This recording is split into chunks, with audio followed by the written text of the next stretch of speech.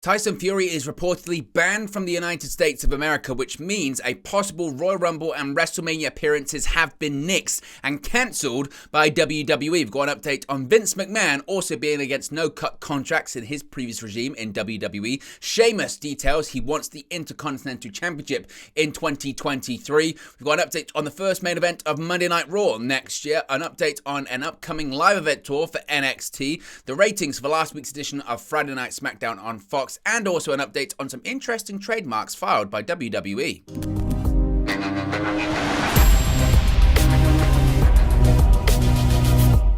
Hey guys, welcome back to Wrestling News 365. Hope everyone is doing very well. As always, there are plenty of news stories to get into in the world of WWE. And let's start off talking about Tyson Fury and his future with WWE. This is a really interesting story here, guys. And the reason it's a really interesting story is because this has been something that over here in the UK, if you're part of the UK or you're knowledgeable or a fan of the boxing scene, you might know a little bit about this, but it's starting to bleed over into the world of WWE. Now, as is the tradition with every WrestleMania season, celebrities, musicians, athletes, and other non-wrestlers are set to cross over to WWE programming.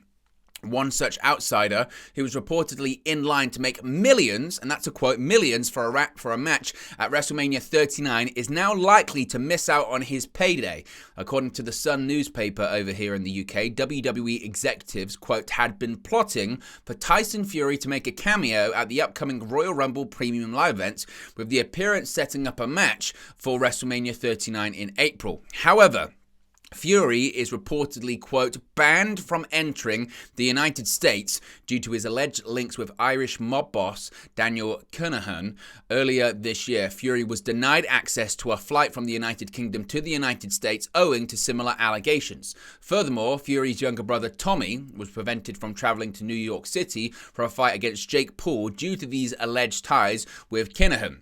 Subsequently, Tommy Fury confirmed that both he and his brother were being refused entry into the United States. The Sun's report added that the older Fury's chances of a match at WrestleMania 39, quote, are looking slim and complicated, end quote.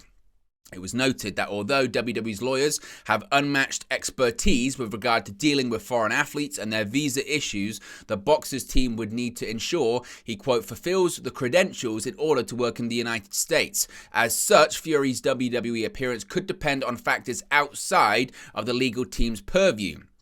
The Sun quoted one WWE source as saying that WWE's co-CEO Stephanie McMahon and Chief Content Officer Triple H are, quote, huge fans of the Gypsy King and were hopeful that Fury's run to WrestleMania, quote, would generate huge headlines and fan interest.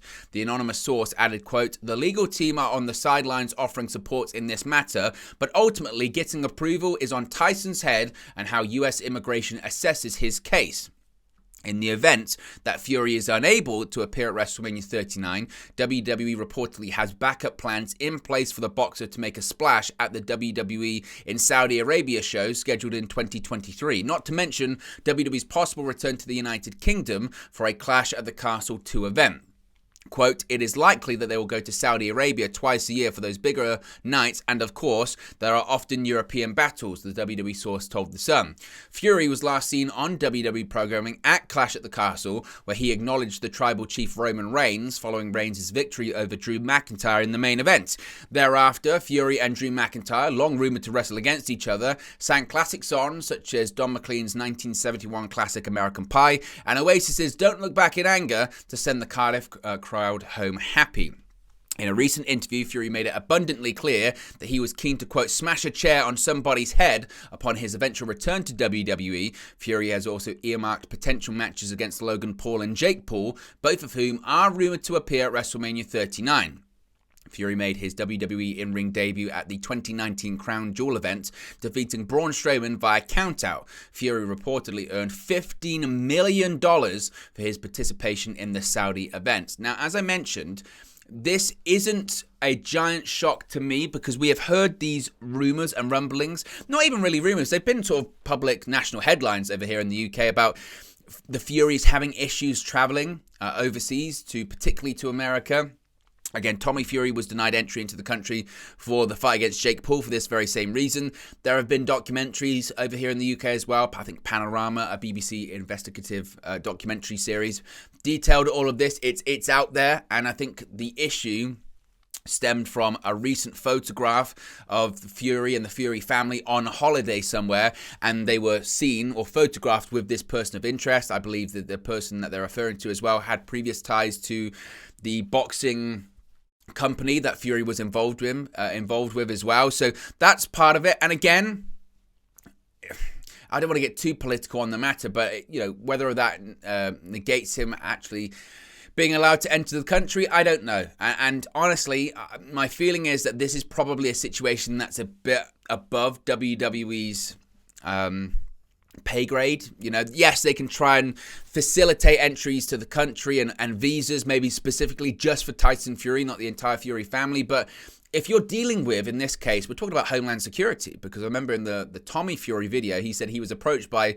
a Homeland Security official at the airport that said you can't enter the country. So if we're dealing with something at a government level, Homeland Security, or again, we're talking about, the Biden administration, let's say, that feels like that's above WWE's pay grade. So I don't know how this one gets resolved, and the feeling is that we probably won't see Tyson Fury at the Royal Rumble. We probably won't see him at WrestleMania.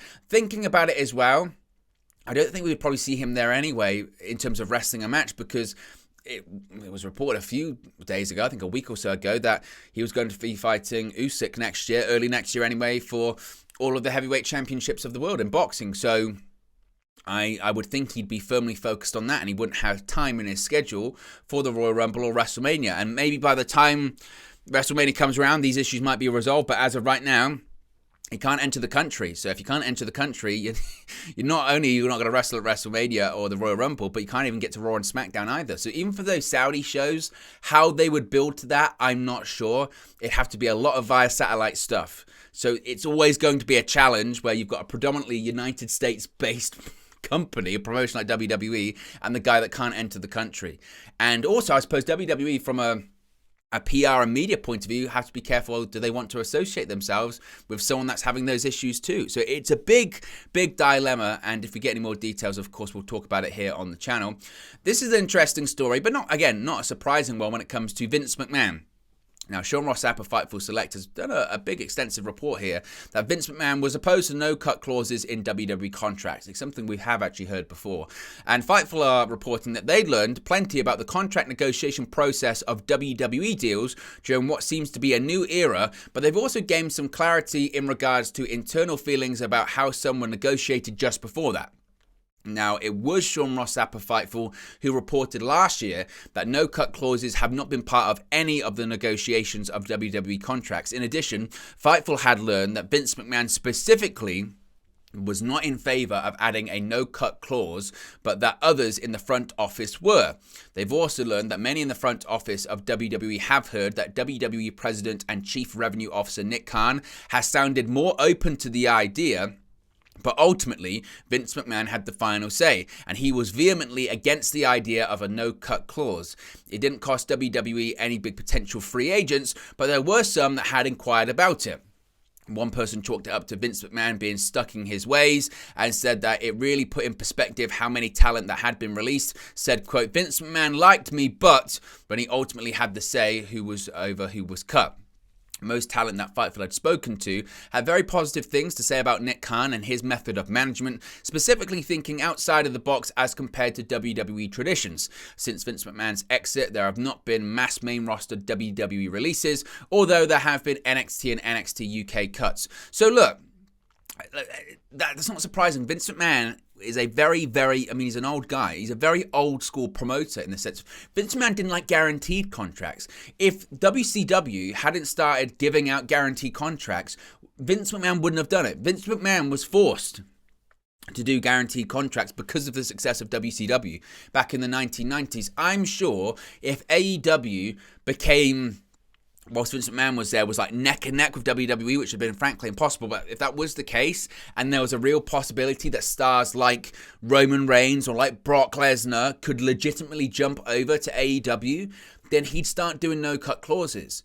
So Vince McMahon is a control freak. He wanted control over everything. So he didn't want to give out guarantees. He didn't want to give people job protection. It's pro wrestling. It's independent contractors. I mean, do we need to go down this road? This is not surprising. Now, the industry evolves and time evolves. And as I mentioned, we got to a point of having no guarantees to big guaranteed contracts now and not really having payoffs based on houses or events. It's all about your guarantee. So are we going to get to the point in the future where we have no cut clauses in contract? I'm sure we are. For those top talents, I'm sure that people like a Brock Lesnar or like a Roman Reigns will say, I want this contract. Oh, by the way, I want it put in writing that you can't release me, you can't fire me. And basically, I get the entirety of my contract. And frankly, I suppose in AEW, you kind of do get that. I don't know if there are no cut clauses in AEW. I'm not sure. But that's basically what they get anyway. Tony Khan is basically of the mindset of, I don't release people, I wait for their contract to expire, which is essentially what a no-cut clause is that when you put pen to paper on this deal, we can't get out of it. And we have to pay you the entirety of your contract, which is best for the wrestlers. It's best for the business. But it's, I guess, from Vince McMahon's perspective, it's a gamble because you never know if it's going to work or not, certainly. Sheamus, the one championship Sheamus has yet to win, of course, in WWE, is that Intercontinental Championship, although he's tried hard this year, but he hasn't been able to get it done. Sheamus has had a massively successful career in WWE, both as a singles and tag team wrestler. The Celtic Warrior has held the United States Championship 3 times, World Championship 4 times, WWE Tag Team Championship on 5 occasions. He's also won the Royal Rumble, the King of the Ring, and the Money in the Bank briefcase, with only one other man winning all 3, that being Edge. Despite him winning multiple different championships within WWE and on paper already having a Hall of Fame worthy career, Sheamus' one goal remains the same: to become a Grand Slam champion. Ahead of the new year, Sheamus tweeted out, quote, "In 2023, I take the IC." Now, the IC stands for the Intercontinental Championship, a mid-card title that in WWE that is seen as the workhorse title. It's the only title that stands in Sheamus' way of joining the Grand Slam club within WWE. Now, Sheamus had 2 televised opportunities at the Intercontinental title in 2022 as he took on Gunther at Clash at the Castle and on an episode of SmackDown. Gunther and Sheamus' match at Clash at the Castle ended clean, with Gunther nailing Sheamus with a brutal lariat for the victory. Following the match, of course, in which was, I think, in retrospect, probably my match of the year. One of my most favourite matches to watch. Certainly, it was brilliant. Sheamus received a standing ovation from the live fans in attendance as he was unsuccessful. He and Gunther's October 7 SmackDown match saw Gunther use underhanded tactics to defeat Sheamus and retain his title, with actually yesterday marking 200 days as Intercontinental Champion for Der Ring General. Before 2022, Sheamus had competed in 4 matches for the Intercontinental title, with the most recent being at the 2015 Elimination Chamber Premium Live event. So, could next year be the year for Sheamus? I think he will at some point. I do think at some point he'll win it because certainly under the Triple H regime, they care a lot about those kind of records. I mean, the John Cena record's been openly acknowledged that he's competing in a match, so he wrestled a match for WWE for the last 20-odd years. So I think Sheamus at some point will win the title. Maybe he will eventually be the guy to defeat Gunther. I think I wouldn't be shocked, honestly, with the way that Gunther's booked and the way that Triple H likes to book Gunther, which is basically he barely ever loses. I wouldn't be shocked if Gunther is the guy to finally beat the Honky Tonk Man's record as the longest reigning Intercontinental Champion of all time. And that's like 400 odd days, but I really think that's a real opportunity. I think that might happen. So we'll see what happens with that. Raw next week. We know what the main event is going to be for Monday Night Raw. Now, this week's edition of Raw had some newsworthy segments stemming from interviews with top stars such as Cody Rhodes and Drew McIntyre, but when it came to in-ring action, the company highlighted the best of 2022. Fans that missed the superstars of Raw competing inside the ring this week have exciting bouts to look forward to when the Red Brand returns. The January 2nd, 2023 episode of Raw, emanating from the Bridgestone Arena in Nashville, Tennessee, will be main evented by 2 major championship matches. WWE has announced Raw Women's Champion Bianca Belair will take on Alexa Bliss, who's been haunted by Bray Wyatt in recent weeks. Maybe we'll actually see a Bray Wyatt appearance next Monday on Raw. And also a United States Championship match in which Theory will battle Seth freaking Rollins. In the case of Rollins versus Theory, their heated feud has been brewing ever since late October as both men became fixated on becoming United States champion. Things seem to be looking bleak, of course, for Theory when he unsuccessfully cashed in his Money in the Bank briefcase for a US title match against Rollins on the November 7 edition of Raw, but that ultimately became a launching pad for Theory to portray a new, more savage character.